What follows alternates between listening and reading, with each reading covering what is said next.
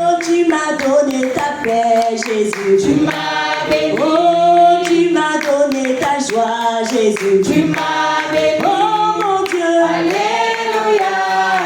Tu m'as béni, mon roi. Alléluia.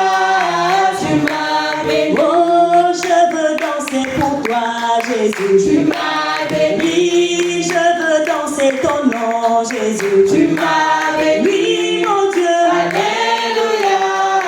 Tu m'as béni, mon roi. Alléluia.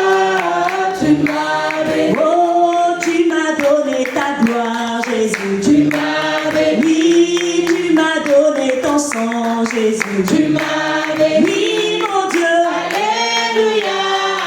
Tu m'as béni, mon roi. Alléluia. Tu m'as béni. Maintenant je sais. Maintenant je sais. Alléluia. Que tu es le vrai Dieu. Oui, je sais véritable.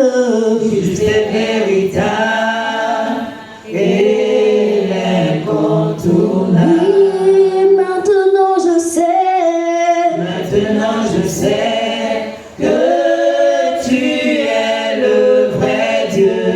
Juste et véritable. Juste et véritable et l'incontournable. Oui, voilà pourquoi. Voilà pourquoi ta louange sera toujours dans ma bouche, car tu es Dieu. Alléluia, Seigneur. Le véritable. Oui, tu es Dieu, l'incontournable. Maintenant je sais que tu es le vrai Dieu. Juste et véritable. Juste et véritable et l'incontournable. Voilà pourquoi dans ma vie. Voilà pourquoi ta louange sera toujours dans ma bouche, car tu es Dieu. Le véritable. L'incontournable. Oui, tu es Dieu. Alléluia, Seigneur, c'est toi l'incontournable. C'est toi le véritable ce soir.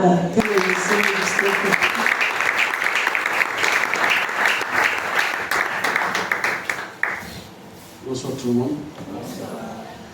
C'est une grâce que d'être là devant vous. Ce n'est pas un mérite. Et nous devons aussi réaliser davantage encore, autant que nous sommes, que c'est une grâce aussi que si nous sommes là, nous n'avons pas mérité. Parce que je crois savoir que certains parmi nous, on a appris dans la semaine, depuis dimanche, qu'on s'est séparés. Il y a un membre de la famille qui est malade, qui est hospitalisé certainement. Ou il y a quelqu'un qu'on connaît qui est malade, qui est hospitalisé, au quartier, un voisin. Et nous ne pensons pas que c'est un mérite si nous sommes en bonne santé. Mais c'est juste une grâce. C'est juste une faveur. Et que son doigt est continuellement pointé sur nous. Quel que soit ce qui peut se passer, les épidémies, Dieu répand sa grâce sur nous. Alléluia. Nous sommes le 30 janvier 2024, l'avant-dernier jour du mois de janvier. C'est pas faute vraiment de nous le rappeler, juste nous dire que Dieu nous a fait grâce de nous traverser, de nous faire traverser dans une nouvelle année, et que nous sommes au 30e jour de l'année, et c'est une grâce, c'est une faveur qui nous fait. Ce n'est pas que nous méritons. Chaque jour, nous pouvons voir dans les réseaux sociaux, dans les informations, des gens qui meurent, qui se font électrocuter, des choses qui se passent dans les familles. Mais toi et moi, nous sommes là ce soir. C'est une grâce, au 30e jour de l'année 2024. Et demain, ce mois ce serait comme la page d'un livre. Ce mois va se tourner pour que nous puissions rentrer dans le mois de février. Et lorsqu'elle a entendu parler de Jésus, qu'est-ce qu'elle a dit? Elle a résolu dans son cœur. Elle n'a même pas partagé cela avec quelqu'un, mais elle va partager cela avec qui? Il n'y a personne à ses côtés. Elle a résolu dans son cœur, elle a tout simplement dit, si je peux juste toucher le pan de sa robe, je serai guéri. Et lorsqu'elle est sortie de la maison, j'imagine, et dès qu'il y a des gens qui disaient, ah, mais la femme, là, elle va où comme ça? Mais qui peut la recevoir? C'était vraiment les gens fuyaient parce que son état, lorsque tu étais en contact avec une telle personne, de facto, tu devenais impur. Et il y a des choses dans notre église, quand la communauté commençait, nous étions encore des enfants, il s'avère que dans cet état, parfois même, peut-être le pasteur pourrait bien nous expliquer, il a appris ça, que la femme dans cette position même se mettait à l'écart. Parfois, d'autres ne venaient même pas à l'église ou se mettaient au fond. Et on considérait comme les gens qui étaient impurs. Alors, il y a des gens qui se posaient certainement la question, mais elle ne s'est pas découragée, elle ne s'est pas fiée au regard des gens. Elle a dit une chose, elle avait un but, c'est d'aller toucher le pan de la robe de Jésus. Frère, cette année, toutes les fois que Dieu nous fait grâce de mettre un jour devant nous, toutes les fois que nous avons une telle occasion de nous rassembler, parce qu'il a dit que là, 2 ou 3 sont assemblés à mon nom, je suis là. Vraiment que ça ne soit pas comme une habitude, c'est de réaliser vraiment que Jésus est là. Que là, je suis, que Jésus va trouver une solution, donner une réponse à mon problème, à ma situation. Tu ne viens pas pour quelqu'un. Tu ne viens pas pour faire le nom parce que les statistiques, ah, vous étiez combien? Ah, on était 200, 300 personnes le mardi. Ah, il y avait beaucoup de monde. Ah, c'est super, au séminaire, il y avait beaucoup de monde. C'est pas ça le problème. Ton problème n'est pas celui-là. Ton problème, c'est comme quand nous chantons, quand je m'approche de ta présence, je me sens renouvelé. Pour que tu sois renouvelé. Alléluia. Amen. Alléluia. J'ai envie de dire, ce soir, que vraiment, c'est une grâce si nous sommes là. Le Seigneur nous a à disposer en notre faveur, en ma faveur. Et il a permis que je puisse traverser l'année 2024 parce qu'il a quelque chose de bien pour moi. Il ne fait rien au hasard. C'est-à-dire que rien ne nous arrive subitement, promptement, il va dire non, je veux le faire. Il a un but, il a un objectif avec nous. Peut-être ta position, aussi longtemps, il veut que tu puisses changer. Amen. Maman, peut-être, ou papa, peut-être ta position, le Seigneur veut que tu puisses changer. Et ce changement dépendra de la libération de ta progéniture. Les gens qui sont derrière toi, qui sont tellement attachés, qui sont liés, et qui feront en sorte qu'ils puissent connaître Jésus. Et toi, peut-être parce que tu es dans une position, tu dis, tu n'es pas encore marié, tu n'as pas encore d'enfant, mais le Seigneur veut davantage que tu puisses t'engager pour préparer l'arrivée de tes enfants. Et pour permettre que tes enfants ne soient pas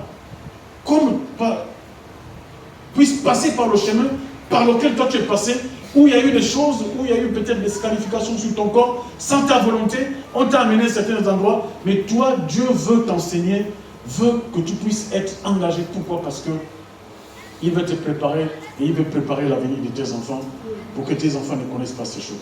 C'est pourquoi je dois me prendre au sérieux, je ne dois pas négliger ce que je suis en train de faire. Alléluia. Amen. Alléluia. Amen.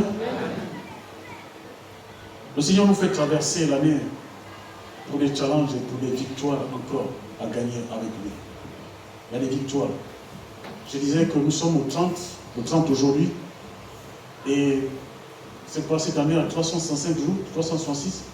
Si vous défalquez, combien de jours restent encore à marcher avec le Seigneur? Ce soir, on aura pour thème, Seigneur, souviens-toi de moi. Seigneur, souviens-toi de moi. Souviens-toi de moi tout le long de cette marche, tout le long de l'année 2024. Seigneur, souviens-toi de moi chaque jour que tu mets devant moi pendant 2024, pour que je ne sois pas seul. Le premier dimanche de l'année, c'était dimanche 7 janvier. Donc c'était le premier culte, et le pasteur pouvait déclarer à l'endroit de nous tous, pour dire que Dieu nous fasse du bien. Et là où il était, il a déclaré, étant que Père, Il dit que Dieu vous fasse du bien. Et il pouvait dire aussi que cette année soit une année des miracles. Je ne sais pas si vous vous rappelez. Amen. Que cette année soit une année des miracles. Mais c'est quoi un miracle? J'ai pu voir quelque part où c'est écrit, où c'est dit, c'est expliqué qu'un miracle, c'est un fait surnaturel qui manifeste la puissance divine. Et nous nous attendons certainement tous à cela. Parce que ça a été déclaré, c'est ce que le Seigneur veut pour chacun de nous cette année. Amen. Et pendant 3 mardis, le pasteur enseignait. Il y a quelque chose que j'ai observé. Le premier mardi de l'enseignement, le pasteur était assis.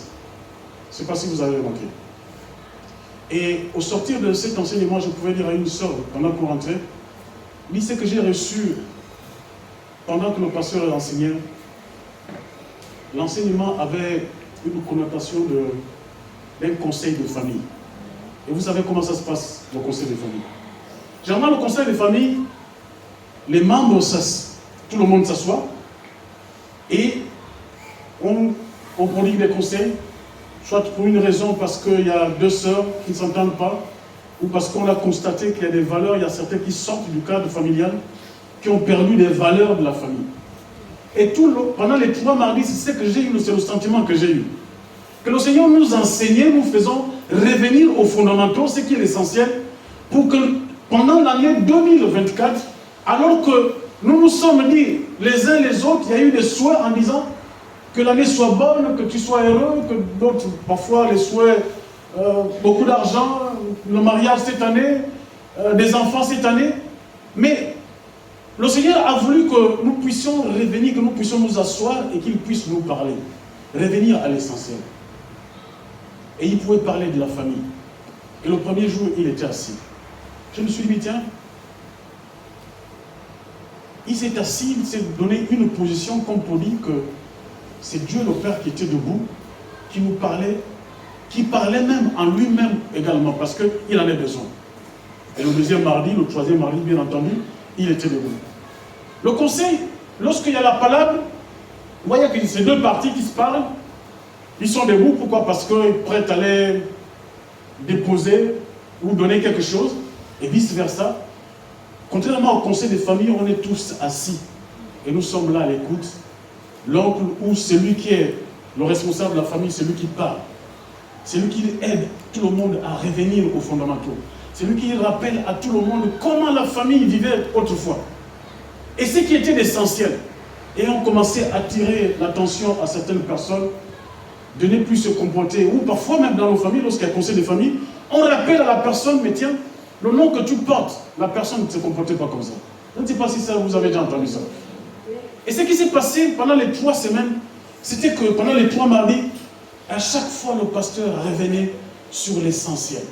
Pour dire que si nous voulons voir le Seigneur se manifester au milieu de nous, si nous voulons voir notre année bonne, si nous voulons voir un certain nombre de choses changer dans nos couples, dans nos foyers, au milieu de nos enfants, revenez aux fondamentaux. Revenons tous aux fondamentaux. Et il pouvait dire aussi que le Seigneur n'agit plus, ou nous ne voyons plus cette manifestation, la puissance divine au milieu de nous. Pourquoi? Parce que les regards ne sont plus les mêmes. Or, nous sommes les enfants de Dieu. Or, nous formons une famille. Or, nous devons nous parler avec amour. Nous devons nous asseoir, nous devons nous faire des remarques avec amour. Mais que ce qui se passe depuis un bout de temps dans le corps de Christ, c'est qu'il n'y a plus l'amour. L'amour n'est plus au milieu de nous. Il y a la médisance, il y a la calomnie, on se moque parfois, il y a le mépris, il n'y a plus de considération. On a amené d'autres valeurs, même dans l'église, pour comprendre, parce que il y a cette différence au niveau des vies sociales. On a plus de considération à un frère au détriment d'un autre. Et quand on sort, c'est toujours dans les groupes, les mêmes groupes. On ignore parfois les personnes qui sont là. Et que le Seigneur veut que cette année nous puissions changer. Et parce que c'est pour notre bien, c'est pas pour lui, mais c'est pour notre intérêt personnel. Et parce qu'il veut nous faire du bien. Et c'est que le pasteur pouvait dire pendant trois mardis, et que nous devons comprendre que c'est dans notre intérêt de pouvoir revenir aux fondamentaux. Et lorsqu'il y a un conseil des familles, on sépare. Lorsqu'il y a le conseil des familles, lorsque le garant de la famille a parlé, on s'est pris. Et il pouvait fustiger le comportement au milieu de l'église. Même parfois les petits, on ne respecte plus les grandes personnes. Ça a été dit ici pour ceux qui étaient là, pour les 3 mardis. Et que dans la famille aussi, il y a des comportements de ce genre. Il y a certains qui pensent que parce que il est le plus gentil dans la famille, et lorsqu'il y a une réunion ou une décision à prendre, il faut attendre le plus petit alors qu'il y a des grands qui sont là.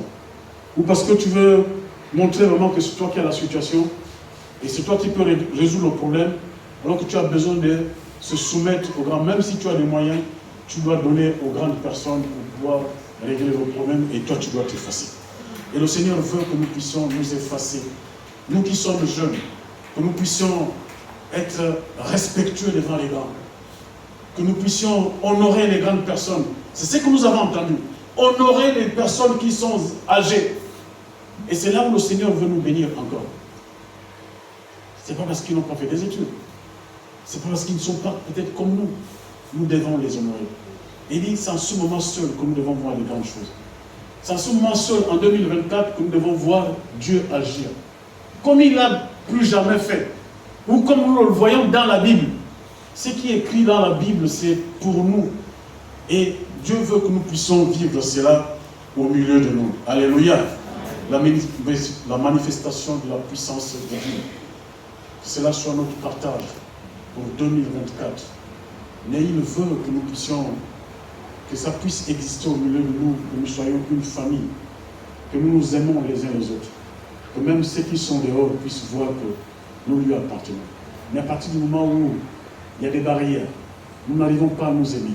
Nous avons juste des clans. Dieu ne peut pas déverser, même si nous invoquons le Seigneur, c'est ce que le pasteur disait. D'ailleurs, c'est clair. Dans une famille, lorsqu'il y a la mésentente, on pourra tout dire. On pourra servir un verre de jus, buvez. Hein, Justin et Maurice, ça fait longtemps que vous ne parlez pas, buvez, mais tant que certains n'ont pas, comme disait le pasteur pour le dimanche ici, il disait que lorsque Jésus n'est pas encore passé par ton cœur, il a pris cet exemple de 2 villes qui étaient, l'une était au nord, l'autre au sud, et la Samarie était au milieu. Et la Samarie avait des comportements, avait des façons de vivre qui étaient vraiment compliquées. Il a fallu que Jésus passe par là, vraiment que ce peuple soit réconcilié avec Dieu. Et le Seigneur a voulu qu'à travers cet enseignement, que nous puissions rentrer dans 2024, qu'il passe par nous, par nos cœurs, que nous puissions voir comment le Seigneur veut encore impacter dans nos vies, au milieu de nous. Alléluia. Alléluia. C'est pourquoi vraiment ce bon cantique que nous chantons, attachons-nous au Seigneur. Attachons-nous au Seigneur. Attachons-nous au Seigneur. Attachons-nous au Seigneur. Attachons-nous au Seigneur. Oh, l'amitié, c'est la meilleure. Alléluia. C'est l'amitié. Attachons-nous avec le Seigneur, avec Jésus.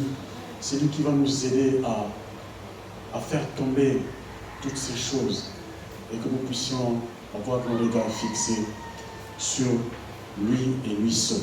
Alléluia. Alléluia. Nous allons lire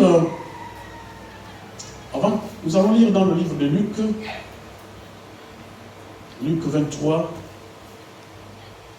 35 à 43. Le peuple s'était né là et regardait. Les magistrats se moquaient de Jésus, disant, il a sauvé les autres, qu'il se sauve lui-même s'il est le Christ, l'élu de Dieu. Les soldats aussi se moquaient de lui, s'approchant de lui, présentant du vinaigre. Il disait, si tu es le roi des Juifs, sauve-toi toi-même. Il y avait au-dessus de lui cette inscription, celui-ci est le roi des Juifs. l'un des malfaiteurs crucifiés l'injuriait, disant, n'es-tu pas le Christ? Sauve-toi toi-même et sauve-nous. Verset 40. Mais l'autre le reprenait et disait, mais crains-tu pas Dieu? Toi qui subis la même condamnation,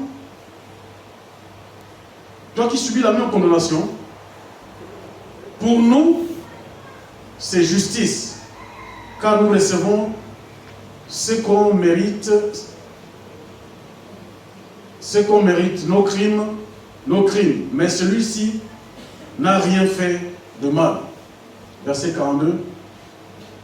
Et il dit à Jésus, souviens-toi de moi, quand tu viendras dans ton règne. Jésus lui répondit, je te le dis, en vérité, aujourd'hui tu seras avec moi dans le paradis. Alléluia. Amen. Il y a une citation qui dit, on ne peut corriger les hommes qu'en les faisant voir tels qu'ils sont. On ne peut corriger les hommes qu'en les faisant voir tels qu'ils sont. Ici, c'est une image, Jésus est déjà crucifié. Il est sur la croix. On a vu qu'il y a les magistrats qui se moquaient de lui, les soldats également. Mais il dit, ça ne s'est pas arrêté par là. La Bible dit qu'il était crucifié avec deux malfaiteurs. Il y avait un à sa droite et l'autre à sa gauche. Et l'un d'eux va commencer à parler, à dire à Jésus, n'es-tu pas le Christ? Sauve-toi toi-même et sauve-nous. Suivons bien l'histoire. Il ne parle pas pour lui-même. Il parle aussi pour son ami qui est à côté. Il dit, sauve-toi toi-même et sauve-nous. Et il s'est arrêté là. Mais l'autre malfaiteur aussi va reprendre, va parler pour le reprendre. Pas pour demander à Jésus de faire quoi que ce soit. Mais il va d'abord dire à son voisin ou à son ami, et il le dit, les pieds ne sont plus sur terre, ils sont déjà suspendus, ils sont cloués. C'est là où il réalise vraiment que cet homme n'était pas juste un homme simple, c'était un homme extraordinaire. C'était un homme qui était capable de faire des choses. Et il s'est souvenu.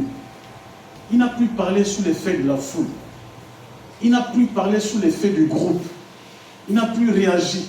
Mais il a tout de même, au départ, au verset 40, il va dire, mais l'autre le reprenait et disait, mais crains-tu pas Dieu, toi qui subis la même condamnation, pour nous. Donc il parle de son voisin et lui-même, il dit pour nous. Donc pour toi et moi, c'est justice. Car nous recevons ce qu'on mérite. Ce qu'on méritait, nos crimes. Il tient à préciser, il dit pour nous, c'est pas pareil comme cet homme. Toi et moi, nous méritons d'être là. Parce que nous avons tant fait du mal. Mais celui-là n'a rien fait. Et c'est à ce moment qu'il va se détacher. Suivez bien. C'est à ce moment qu'il va dire, Seigneur Jésus, souviens-toi de moi. Quelquefois, dans la famille, nous avons des réactions, des agissements de groupe. Et parfois, on pense que ce que nous faisons est bon. Dans le groupe, nous sommes dans notre groupe. On peut prendre des décisions, on peut poser un certain nombre d'actes. On peut dire, bon, contrairement à ce que l'Église fait, ne faisons pas ci, ne faisons pas ça, ça existe. Ou bon, nous n'allons pas nous plier à ceux qui sont dans les dires. Parfois, au milieu de nous, c'est des choses qui existent. Mais ce qui me touche avec le deuxième malfaiteur, il a réalisé. Alors pendant qu'il avait encore les pieds sur terre, il ne le réalisait pas.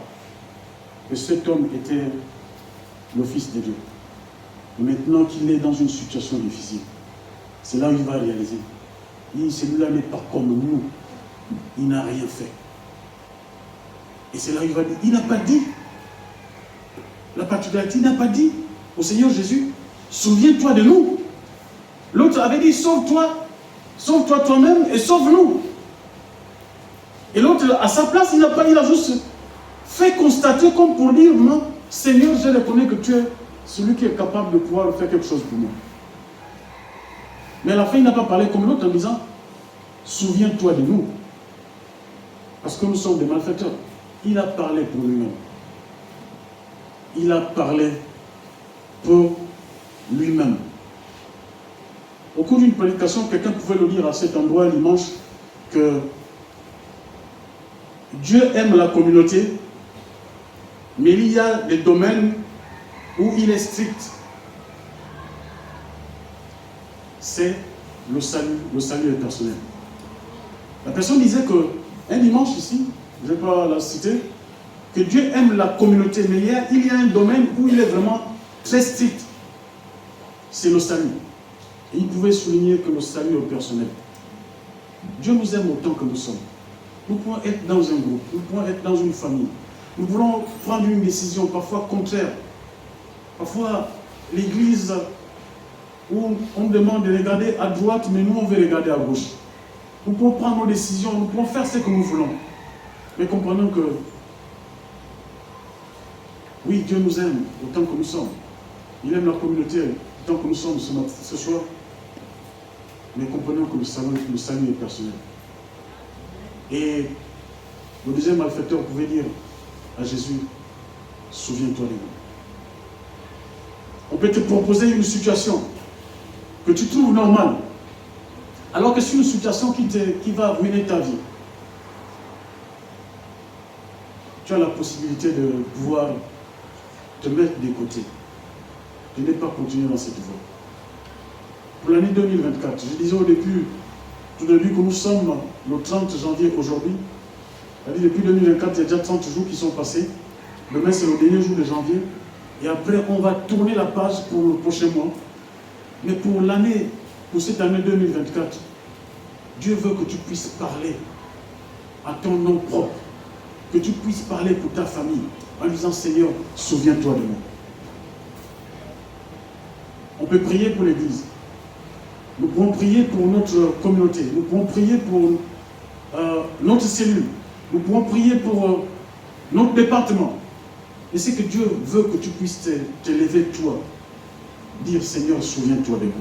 Après avoir reçu un tel enseignement pendant 3 mardis, comme je disais, concernant la famille, et là, le pasteur pouvait nous montrer quelques règles selon le corps de Dieu, qui régissent la famille, qui régissent l'Église. Il parlait de l'acceptation de l'autre, des autres, l'amour de l'autre, la valorisation des qualités des autres, l'épanouissement des autres, le pardon des autres, le respect des autres, la tolérance des autres. C'est en ce moment que nous pouvons voir Dieu s'est manifesté au milieu de nous. Et lorsque nous n'arrivons pas à accepter les autres, si nous n'arrivons pas à accepter les autres dans la famille, tu ne peux pas aider pour voir vraiment ces jeunes qui est dans ta famille, qui veut faire des études, tu ne seras pas prêt, certainement à une rentrée scolaire, de tendre la main pour dire tu payes les fournitures scolaires pour que ces jeunes dans ta famille puissent apprendre. Tout comme dans l'église. Tu n'es pas prêt à aider. Tu n'es pas prêt à tolérer. Tu n'es pas prêt à accepter les autres. Tu n'as pas l'amour pour les autres. Mais Dieu veut que cette année, il veut pour moi que je puisse avoir ces qualités, revenir à ces valeurs, à ces fondamentaux. Il est important, de façon individuelle et responsable, que chacun dise à Jésus, souviens-toi de moi. L'amour des autres, l'amour sincère, l'amour véritable. Il y a certains qui vont se rappeler, il y a le pasteur Michel qui disait toujours ici dans cette église, il y a 2 sortes d'amour. L'amour qui donne la vie et l'amour qui donne la mort. C'est pas si vous me suivez. L'amour qui donne la vie et l'amour qui donne la mort. Ni l'amour qui donne la vie, c'est lorsque tu constates que ton frère vit une situation difficile et tu vas aller vers le frère pour dire, frère ou sœur, sors de cette situation, ou ce que tu es en train de faire, c'est pas bon. Tu es en train de porter la vie vraiment à ce frère. Mais l'amour qui donne la mort, c'est cet amour, en fait, tu participes, tu contribues même à la situation du frère ou de la sœur. Pourquoi? Parce que tu as peur que le frère ou la sœur ne te vienne plus en aide, qu'il ne soit plus ton soutien, qu'il ne puisse plus faire quelque chose, qu'il ne puisse plus t'accorder de largesse. Ça, c'est l'amour qui donne la mort. Et parfois, nous sommes comme ça dans l'église. Nous avons cet amour qui donne la mort. Vous connaissez la situation de l'autre. Vous voyez que l'autre est en difficulté. Frère, sœur, va t'asseoir avec le frère. Si tu as écouté, c'est une bonne chose. Et que le frère sort de là, c'est une bonne chose. Pour qu'il puisse marcher en nouveauté de vie et qu'il puisse remporter des victoires. Et que l'année qui venait de commencer puisse être une bonne et heureuse année. Tu vas, ça c'est l'amour qui donne la vie parce que tu vas participer à son épanouissement. L'épanouissement des autres. Mais l'amour qui donne la mort, parfois, on est nombreux dans cette position dans l'église parce qu'on a peur de frustrer, parce qu'on a peur de voir que la sœur ou le frère ne sera plus là dans l'église ou dans notre département, parce que celui qui contribue, celui qui finance, celui qui fait un certain nombre de choses, celui qui aide la plupart des gens dans ma famille, ou moi-même quand je suis accablé. On a peur, on hésite d'aller vers le frère. Mais cette année, le Seigneur veut que nous puissions tous pratiquer l'amour qui donne la vie. Mais que nous soyons en vie, que nous soyons heureux, que nous soyons épanouis. Nous avons la possibilité de dire à ce Seigneur, souviens-toi de nous. Alléluia. Alléluia. Le Seigneur veut que nous puissions pratiquer cet amour. Parmi toutes les clés, toutes les lois que le Seigneur nous a montrées, la tolérance, l'acceptation des autres. C'est vrai, le frère est un peu difficile, la sœur est un peu difficile, et il faut l'accepter parce que Dieu aussi nous a acceptés comme ça, tel que nous sommes. Nous chantons ce mot cantique dans le chant de victoire, que tel que je suis, sans rien à moi, sinon ton sang qui est versé pour moi, et ce sang qui me lave, qui me rapproche de toi, c'est tel que nous sommes. L'amour qui donne la vie et l'amour qui donne la mort. Évitons de nous inscrire dans le tableau de l'amour, l'amour qui donne la mort. Participer à un certain nombre de choses. Et donc faisons en sorte que nous puissions sortir là. Parce que nous sommes responsables lorsque nous occasionnons, lorsque nous acceptons, nous tolérons ces genres de choses. Mais le Seigneur veut que nous puissions avoir cet amour qui donne la vie, où je peux parler, où je peux aider une personne, où je peux encourager, où je peux faire en sorte que l'autre puisse s'épanouir et puisse être dans la présence du Seigneur. Et c'est que le Seigneur veut, comme je disais au départ, que le Seigneur nous a fait asseoir en ce début d'année pour nous conseiller. Il a parlé de la famille. Et dimanche encore, et pourtant l'orateur n'était pas là. Pendant la semaine, il était en voyage. L'orateur, dimanche encore, ce même enseignement est revenu sur l'amour, sur la famille, que nous sommes l'Église. Et ce message ne dit pas peut-être pour les autres, non, pour toi qui es là ce soir. Nous formons une famille. Dieu veut que nous puissions revenir aux fondamentaux. Pendant 3 mardis et le dimanche, le Seigneur a parlé de la famille. Il veut que nous puissions revenir, que nous puissions nous regarder avec amour, l'amour qui donne la vie. Il veut que nous puissions nous pardonner. Il veut que nous puissions nous accepter. C'est en cela que nous allons attirer vraiment la joie du Seigneur. Et la joie du Seigneur dans notre milieu, dans notre famille, sera notre force. Et la joie du Seigneur au milieu de nous, nous allons voir, nous allons provoquer le surnaturel au milieu de nous.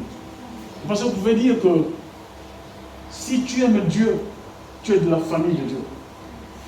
Si tu aimes les autres, tu as l'amour envers les autres, tu es de la famille de Dieu. Mais si tu n'aimes pas les autres, c'est le diable qui contrôle ta vie. Mais cette année, vraiment, le Seigneur veut contrôler tous les aspects de nos vies. Et que le tout à coup soit réel au milieu de nous, au milieu de moi, dans ma vie. Que les choses, combien de fois les gens sont malades au milieu de nous. Mais est-ce que ce Dieu est sourd? Est-ce que la main de ce Dieu est courte vraiment pour pouvoir toucher? Non. Et parce que il y a des blocages, parce que il y a cette façon de vivre qui n'est pas bonne. Et nous crions, oui Père, nous sommes tes enfants. Mais lui, il veut voir cet amour qui découle, cet amour qui fait en sorte que, qui va déclencher sa joie pour le libérer. Alors retenons que les deux malfaiteurs, le premier va dire, souviens-toi, sauve-toi même, sauve-toi toi-même et sauve-nous. Le deuxième va lui dire vraiment que, va le reprendre en disant, il faut craindre Dieu. Celui-là n'est pas là pour la même cause que toi et moi. Pour nous, c'est justice. Ce qui nous arrive, vraiment, nous méritons. Nos crimes font en sorte que nous puissions être là. Mais lui, il n'a rien fait. Et malgré qu'il avait la douleur, il était cloué, mais il pouvait dire à Jésus, souviens-toi de moi. Dans les difficultés que nous traversons, peu importe la situation dans la famille, peu importe la situation dans tes enfants, mais souviens-toi de moi, Seigneur. Et lorsque tu confesses, tu dis, souviens-toi de moi, Seigneur, et c'est là où le Seigneur se révèle en toi. Seulement, peut te montrer pourquoi tes enfants se comportent comme ça. C'est tellement tu as fait quelque chose il y a longtemps. Et lorsque tu vas réparer, le Seigneur va se souvenir de toi. Alléluia. Que le Seigneur bénisse sa parole.